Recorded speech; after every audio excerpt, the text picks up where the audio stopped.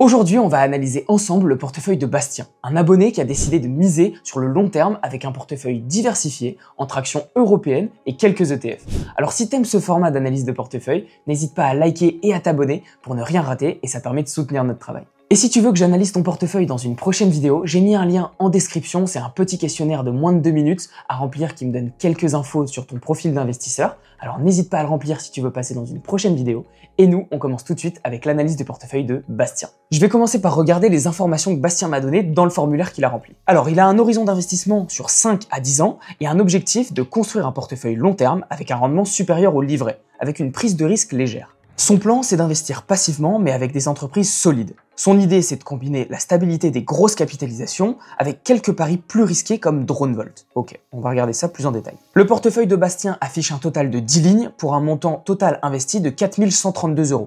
Et on va passer en revue chacune de ces lignes. La première ligne, c'est ASML qui représente 32% de son portefeuille. Donc il a clairement surpondéré la position. ASML, c'est une belle entreprise avec une croissance globale de plus 25% sur un an, un moat ultra puissant parce que ASML n'a quasiment aucune concurrence sur son secteur. On voit ici que le nombre d'actions diminue, ce qui signifie que l'entreprise rachète ses propres actions, ce qui est très positif. ASML a une bonne rentabilité, avec de bonnes marges, un bon management, une très bonne santé financière, donc franchement, au niveau fondamentaux, c'est au top. Le truc qui me déplaît personnellement avec ASML, c'est l'analyse technique. Je vous affiche le graphique en hebdomadaire de l'action maintenant, on voit que clairement la tendance est baissière et que le business est cyclique. Il y a une grande volatilité avec des phases d'euphorie où l'action va très bien performer et ensuite des phases de grosses baisses. Moi, j'évite ce genre d'action en général parce que la volatilité est très compliquée à gérer et on voit que si vous achetez pas au bon moment, vos performances vont clairement être mauvaises sur le long terme. On est actuellement sur un gros support, sur la moyenne mobile 200 hebdomadaire, qui a fait office de support dans le passé. Cette zone a souvent été un bon point d'entrée historiquement.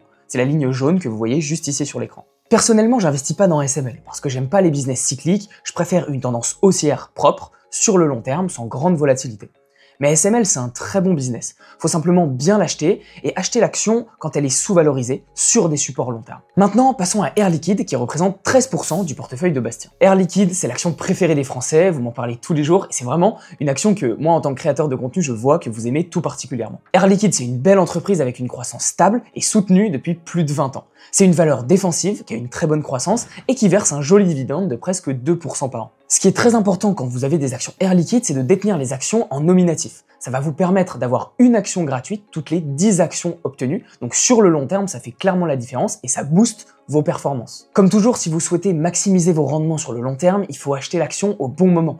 On voit ici sur le graphique que la moyenne mobile 50 hebdomadaire, la ligne bleue, fait souvent office de support. Quand le cours passe en dessous, l'action rebondit souvent juste après. Air Liquide est une très bonne valeur à avoir dans son PEA. L'action apporte un rendement annualisé bien supérieur au CAC 40 et surtout si vous achetez au bon moment et que vous profitez de l'avantage de l'action gratuite. Maintenant, continuons avec Novo Nordisk qui représente 12% du portefeuille de Bastien. Novo Nordisk, c'est le géant européen du secteur pharma. J'ai beaucoup parlé de Novo dans mes vidéos et mes posts sur Instagram ces derniers mois. Parce que l'action de Novo a perdu presque 60% en seulement un an. Le problème de Novo, c'est que la croissance diminue petit à petit et surtout, l'entreprise a revu à la baisse sa guidance déjà 3 fois en 2025. Et ça veut dire quoi? En fait, quand une entreprise revoit sa guidance à la baisse, les investisseurs sanctionnent souvent l'action. Parce que c'est le job du management de prévoir la croissance future de l'entreprise. Et si le management fait mal son travail, l'action va corriger en bourse. Aujourd'hui, on est sur des plus bas en termes de valorisation, mais on ne sait pas où et quand l'action va s'arrêter de baisser. Comme je l'ai dit, je préfère des actions en tendance baissière sur le long terme, avec des fondamentaux solides et en croissance. C'est pas le cas de Novo, là on a clairement une tendance baissière graphiquement, et moi j'aime pas ça du tout. Je préfère vraiment les entreprises où la courbe est en croissance linéaire ou sans grande volatilité. On continue avec la 4e position du portefeuille de Bastien, qui n'est d'autre que BNP Paribas et qui représente 9% de son portefeuille. L'action a bien performé en bourse. Ces derniers temps, elle est passée de 16 € au moment de ses plus bas en 2020 et est montée à plus de 75 € aujourd'hui. L'entreprise a une croissance stable autour de 3% par an, mais surtout, elle verse un très beau dividende de plus de 6,3% par an. Mon avis sur BNP Paribas, c'est que quand on investit en bourse, c'est pour avoir de la croissance. Si vous voulez avoir des revenus passifs, donc versés par des dividendes par exemple en bourse, je pense qu'il vaut mieux se tourner vers l'immobilier parce que vous allez pouvoir profiter de l'effet de levier et avoir des rendements beaucoup plus importants et intéressants sur le long terme et surtout percevoir des revenus passifs beaucoup plus importants. En bourse, vous allez percevoir des dividendes sur lesquels vous allez payer beaucoup d'impôts. Pour moi, la bourse, c'est fait pour profiter du rendement composé et investir sur des valeurs de croissance. BNP Paribas a bien progressé ces dernières années, mais je pense qu'aujourd'hui, l'action est clairement chère. Et surtout, le potentiel de gain est réduit sur les 3 à 5 ans à venir.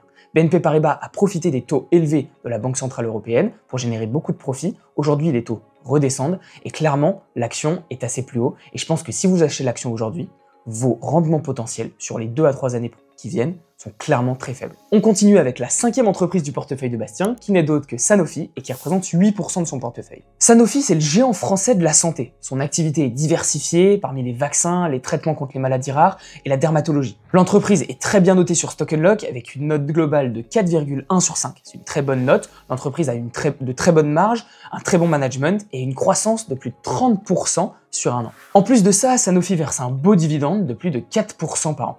Graphiquement, la tendance est clairement haussière à long terme, ce qui est très positif, c'est vraiment un point que j'apprécie particulièrement. On voit pas mal de volatilité sur le cours de l'action, ça c'est un peu négatif, l'action fait des allers-retours entre la borne basse et la borne haute, que vous voyez ici sur le graphique.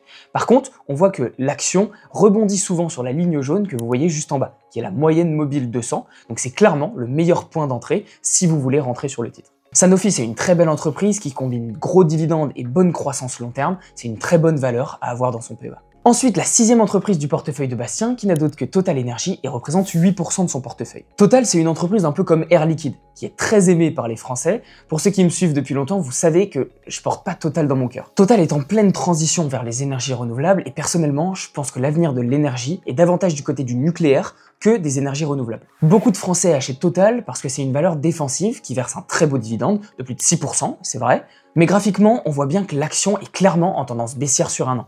La croissance s'effondre et pour l'instant, les relais de croissance ne sont pas encore clairement définis. Encore une fois, je pense que si on investit en bourse, c'est pour profiter de valeurs de croissance, pas pour recevoir des dividendes passifs. Personnellement, Total n'est pas une entreprise que j'aurai dans mon PEA, je préfère vraiment les entreprises de croissance qui ont un avenir et des relais de croissance sur le long terme. Dites-moi en commentaire ce que vous en pensez, je sais qu'il y a beaucoup d'investisseurs francophones qui adorent Total, j'attends de voir vos arguments en commentaire, on discute là-bas. La 7e position du portefeuille de Bastien, c'est un ETF CAC 40 qui représente 7% de son portefeuille. Alors là, je vois pas trop l'intérêt, le S&P 500 a clairement de meilleures performances que le CAC 40 historiquement, donc je vois pas trop l'intérêt d'avoir un ETF CAC 40 si le S&P 500 fait mieux. La croissance est clairement plus présente actuellement aux États-Unis. Alors vous allez me dire, oui, mais 80% du chiffre d'affaires des entreprises du CAC 40 est réalisé à l'étranger. Oui, c'est vrai, mais déjà, ça vous expose pas principalement au secteur tech, qui est le secteur qui performe le mieux depuis plus de 20 ans, et surtout, les entreprises du CAC 40 sont des entreprises matures, qui n'ont pas une très forte croissance. Donc je trouve que en ayant un ETF CAC 40,